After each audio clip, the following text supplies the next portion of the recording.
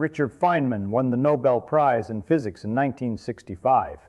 He helped reshape quantum electrodynamics. He worked on the Manhattan Project. He was one of the most brilliant scientific minds of the 20th century. But what made him truly extraordinary wasn't just that he understood physics better than almost anyone else. It was that he could make you understand it too. He could take ideas so abstract they felt unreachable and turn them into something clear, almost obvious. Not simplified, not watered down, actually understood. And that ability wasn't talent alone. It was a method, a way of learning that forced clarity, a way of thinking that made confusion impossible to hide. Today we call it the Feynman technique. And once you understand how it works, you'll never approach learning the same way again. In the 1960s at Princeton University, Feynman noticed something that deeply bothered him. His students were smart. They solved equations quickly. They passed exams. They earned high grades. But they didn't truly understand what they were doing. They could manipulate symbols, but they couldn't explain what those symbols meant in reality. One student once admitted, "Professor Feynman, I got an A, but I don't really understand quantum mechanics." Feynman responded half-jokingly that he wasn't sure he understood it the way he wanted to either. And that was the point. To him, knowledge wasn't about passing tests. It wasn't about memorizing formulas. It was about understanding what is actually happening beneath the symbols. He believed something simple, but ruthless. If you can't explain something in simple terms, you don't understand it. Not partially, not technically. You don't understand it. When Feynman encountered a new concept, he didn't treat it like information to store. He treated it like something to rebuild from the ground up. He would imagine teaching it to someone with no background knowledge at all, someone intelligent but unfamiliar. He would explain it out loud, sometimes alone in a room, and the moment he tried to simplify it, he would hit a wall, a sentence he couldn't finish, a connection he couldn't justify, a term he couldn't define without using another complicated term. That was the signal. That was the gap. Instead of ignoring it, he went back. He studied the specific weak point. He worked through it from different angles. Then he tried again, over and over, until the explanation flowed clearly from beginning to end without confusion. That was his standard. No vague transitions, no hiding behind jargon, only clarity. Most people study passively. They read, they highlight, they underline, they reread. It feels productive, but it creates a dangerous illusion. Reading builds familiarity. Familiarity feels like understanding, but familiarity is not mastery. When you try to explain something without looking at your notes, your brain has to retrieve information. That retrieval strengthens memory. Research shows that active recall dramatically improves long-term retention compared to passive review. But the Feynman technique goes deeper than memory. It exposes illusion. The moment you try to teach something clearly, you discover what you don't know. You begin a sentence and freeze. You realize you don't understand why one step leads to another. You notice you're relying on vague language to cover uncertainty.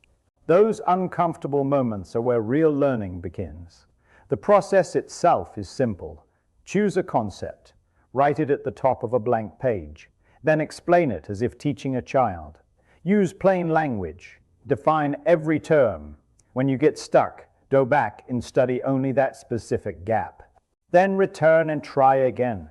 Once the explanation works, simplify it further. Add analogies. Connect it to everyday experience. Repeat until it becomes clear without effort. Take entropy as an example. The formal definition says it's a measure of disorder in a thermodynamic system, but that doesn't mean much to most people. Imagine a box divided in half. Hot air molecules on one side, cold air on the other. Remove the divider. The molecules mix. Why? Because there are vastly more ways for the molecules to be mixed than separated. Nature moves toward the more probable arrangement. Entropy measures how many microscopic arrangements produce the same visible outcome. More possible arrangements means higher entropy.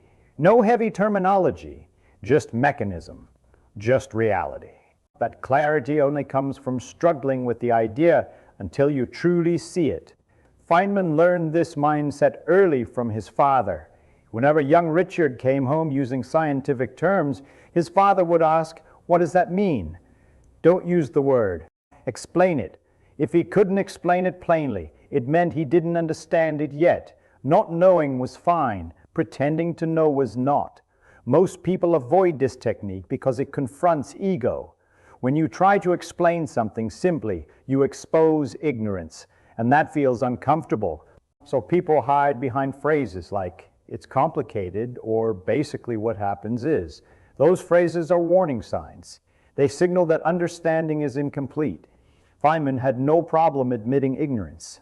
During the Manhattan Project, if someone used a term he didn't fully grasp, he would openly ask for clarification. Often others secretly didn't understand either. They were just afraid to admit it. Clarity requires humility. He also believed that true understanding means you can create analogies. If you understand the structure of an idea, you can compare it to something completely different that works the same way. Compound interest, for example, isn't just earning interest on interest. It's like a snowball rolling downhill, growing faster as it grows bigger. The analogy reveals the mechanism, self-reinforcing growth. If you can create analogies like that, you understand the core principle. If you can't, you're probably memorizing. This method isn't limited to physics or school. Every part of life involves complex systems, work, money, health, technology, relationships. Most people operate on surface knowledge. They follow instructions without understanding why. They repeat information without testing it. But deep understanding creates independence. When you understand principles, you can adapt to new situations. You can solve unfamiliar problems. You can think clearly under pressure. The Feynman technique builds mental models instead of mental clutter. It is slow, painfully slow at times. You may spend 20 minutes clarifying one idea. You may rewrite explanations multiple times. It feels inefficient compared to reading quickly and moving on. But surface learning fades. Deep learning stays. Understanding is not transferred from teacher to student like a file download. It is constructed. You build it piece by piece. Teaching forces that construction. When you teach, you organize information. You remove what doesn't matter. You connect ideas. You make structure out of chaos.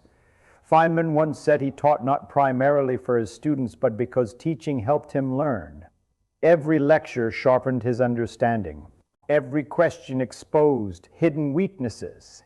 If you want to test this right now, pick something you believe you understand. Explain it out loud without notes. Notice where you hesitate. That hesitation is your roadmap. That is exactly where your knowledge is incomplete. Go back. Fix it. Try again. This single habit can transform how you learn. Feynman's standard was unforgiving. If you truly understand something, you should be able to explain it clearly to anyone, at any level, without hiding behind complexity, not by removing depth, but by revealing the underlying simplicity. Reality itself is not complicated. Our explanations are. Feynman's brilliance didn't come from knowing everything. It came from refusing to pretend, from chasing clarity relentlessly, from being honest about what he didn't know and then doing the work to understand it. Teach to learn, explain to understand, simplify to master. If you adopt this mindset, you stop collecting information and start building understanding.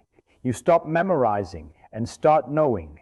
You stop fearing complexity and start dissecting it. And once that shift happens, learning stops being something you struggle with. It becomes something you control. That's what Feynman understood, and that's what made him extraordinary.